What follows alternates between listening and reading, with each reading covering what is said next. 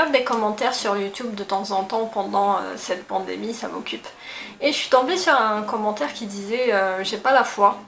Et ça m'avait tellement attristée parce que c'était vraiment un appel au secours. Alors je vais te parler de quelques vérités dans cette vidéo. À tout de suite. Aujourd'hui, si tu n'as jamais cru en Dieu ou si tu as déjà cru en Dieu auparavant mais maintenant tu n'y crois plus, j'ai envie de te dire quelque chose de tout simple, juste dis-lui. Et c'est là où tu me dis bon, j'ai appuyé sur cette vidéo pour qu'on me parle de prière, laisse tomber. 2 minutes, laisse-moi le temps de t'expliquer. Parle-lui avec tes propres mots, dis-lui si tu crois pas du tout à Dieu. Et il y a quelqu'un, un créateur. Si c'est oui, manifeste-toi. Ou si genre t'as déjà cru mais maintenant tu ne crois pas, dis-lui tout clairement. Écoute Dieu, j'ai déjà cru en toi auparavant mais maintenant je n'ai plus confiance en toi, aide-moi avec tes propres mots. On a la chance d'avoir un Dieu qui veut vraiment communiquer. On n'a pas besoin de faire des gestes pas possibles pour qu'il nous écoute, ni de faire oh oh oh pour attirer son attention. Tu sais qu'il y a déjà eu dans le Nouveau Testament quelqu'un dans la même situation que toi? Oui, oui. Je vais te le prouver dans le verset qui est dans Marc 9, 24.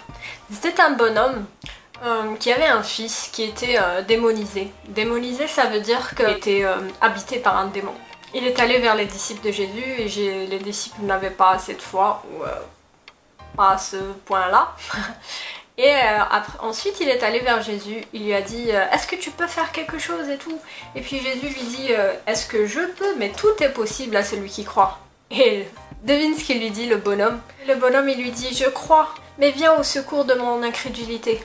Incrédulité ça veut dire manque de foi.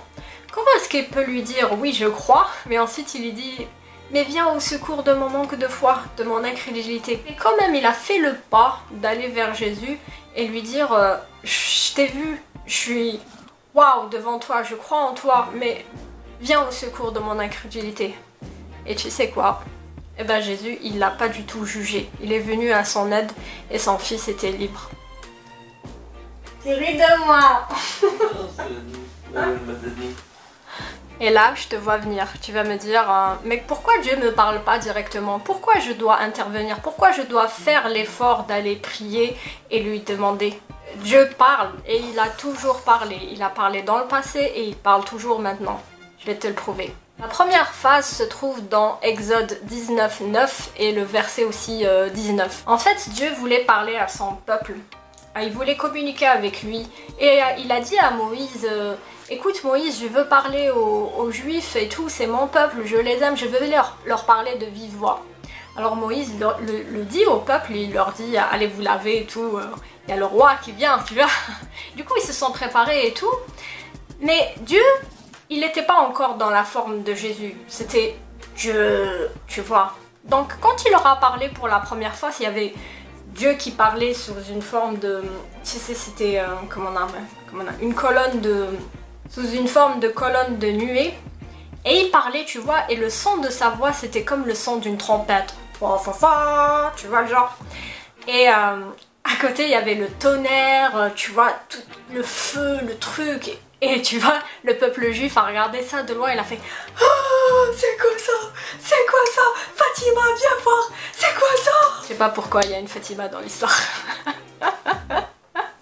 Du coup, qu'est-ce qu'ils ont fait? Une fois que c'était fini, mais je crois même pendant, ils ont dit à Moïse écoute, nous on veut surtout pas lui parler, il nous fait trop peur. Toi tu lui parles et ce qu'il t'a dit à toi, tu nous le redis après à nous, entre nous sur la tente, hein, loin de, tu vois. Ça c'était la première phase. Maintenant voyons la deuxième phase. La deuxième phase c'était en Jésus, tu vois. Je pense que Dieu, ça l'a blessé en fait, que son propre peuple, celui qu'il avait choisi, ait peur de lui. Du coup, pour ne pas lui faire peur encore une fois, il est venu sous la forme de Jésus pour ensuite livrer son corps pour nos péchés et nous sauver de la damnation, tu vois.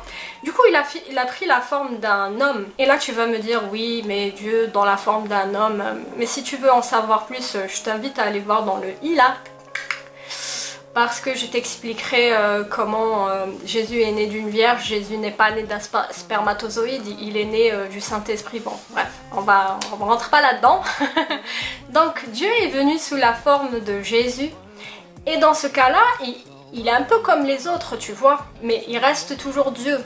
Sauf que là encore, tu vois, le peuple juif, le voyant, ils l'ont méprisé en fait, parce qu'il ressemblait à un homme, et je pense que l'homme, déjà, dans sa nature, il se prend pour je sais pas quoi, tu vois. Alors s'il y a un autre homme devant lui qui lui dit « Je suis Dieu, je suis venu pour te sauver », voilà quoi. Alors, tu connais la suite de l'histoire. Par exemple, Jésus a dit « Avant qu'Abraham ne fût, je suis ». Et les juifs, on lui ont dit « T'as même pas 50 ans et tu as vu Abraham ». Ha ha ha ha. Tu vois, ils l'ont méprisé. Par exemple, je sais pas moi, quand à chaque fois il leur disait je suis Dieu et il guérissait les malades, il faisait des miracles, il voulait à chaque fois le tuer, le lapider, à chaque fois il le précipitait, il voulait carrément qu'il saute de tout en haut, tu vois. Et à chaque fois Jésus leur échappait parce que c'était pas son heure. Il y avait une heure précise où il devait se sacrifier pour toute l'humanité et c'était bien plus tard. Maintenant, il y a une troisième phase, et on y est d'ailleurs, parce que Jésus a dit à son peuple, aux disciples, tout ça, qu'il allait nous envoyer un autre consolateur. Donc, c'est la troisième phase. Comme j'ai dit, on est dans cette troisième phase. L'autre consolateur dont il parle, il s'appelle le Saint-Esprit. Sauf qu'on n'a pas su comment parler au Saint-Esprit. Est-ce que tu sais, toi, comment on parle à un esprit ? L'esprit de Dieu, pas n'importe quel esprit, parce qu'on est tous esprits, mais l'esprit de Dieu.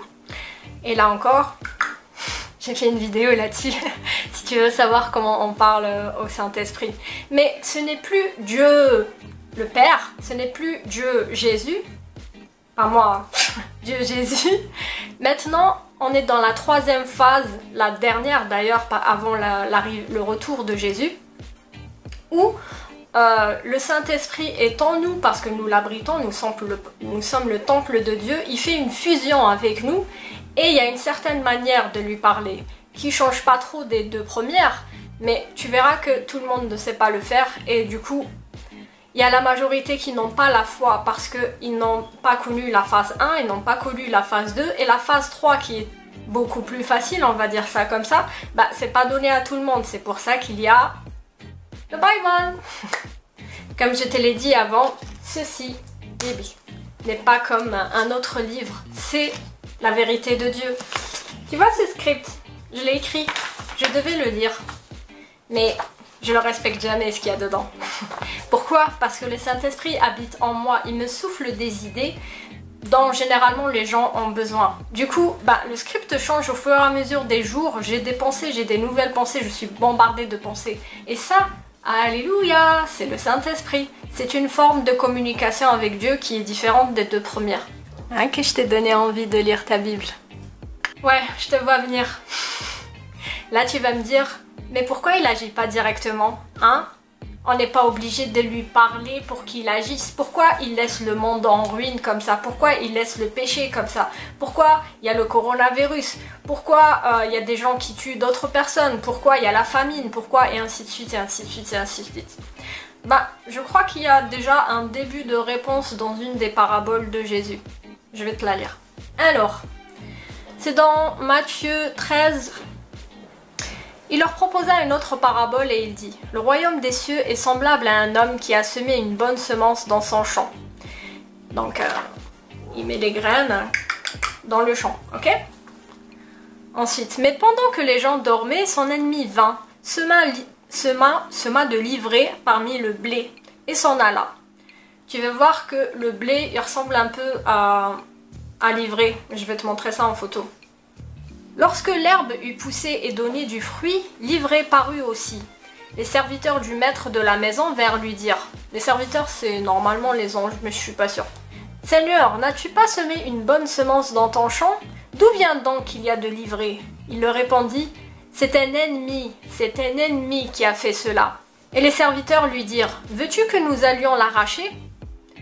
Non, il dit. « De peur qu'en l'arrachant l'ivraie, vous ne déraciniez en même temps le blé. » Je recommence. Non, dit-il, de peur qu'en arrachant l'ivraie, vous ne déraciniez en même temps le blé. Laissez croître ensemble l'un et l'autre jusqu'à la moisson, Et à l'époque de la moisson, donc à la fin des temps, je dirais au moissonneur, arrachez d'abord l'ivraie et liez-la en gerbe pour la brûler, mais amassez le blé dans mon grenier. Je crois que l'ennemi de Dieu, de toute façon c'est clair dans la Bible, c'est Satan. Donc l'ennemi a, pendant que Dieu avait semé la bonne semence dans nous, il avait mis l'ivraie. Et je pense que l'ivraie, ça doit être des esprits démoniaques.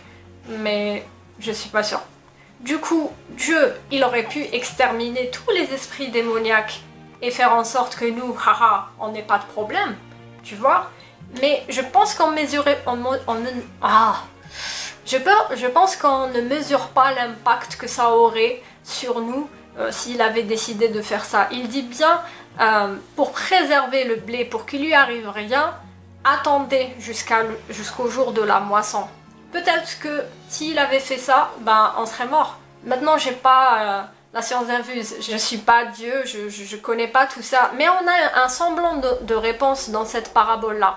Je vais même t'en rajouter une autre. La deuxième raison à tout cela, elle est connue de tout le monde, ça s'appelle le libre arbitre.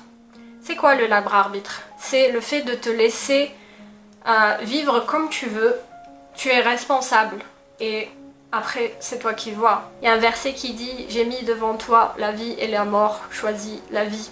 Le libre arbitre c'est quoi? C'est que Dieu a mis sur ton chemin la vie, la mort. Choisis la vie, c'est un libre arbitre. Dieu ne t'imposera jamais, c'est à toi de choisir. Maintenant je vais terminer avec un truc. La parole dit « La foi vient de ce qu'on entend et ce qu'on entend vient de la parole ». Tu n'as pas la foi, mais si on se penche bien sur ce verset-là, la foi vient de ce qu'on entend. Si par exemple, imaginons tu regardes un peu trop des films d'horreur, imaginons par exemple que tu écoutes de la musique où il y aurait, je sais pas moi, de la violence tout le temps, des agressions, pas d'espoir, pas rien, et tu traînes avec, je sais pas, un groupe où ils n'ont pas de valeur, ils sont, tu vois, même si c'est à moitié, tu es envahi de ça, tu entends constamment ça, tu vois constamment ça. Du coup, ta foi, elle sera où? Ta foi,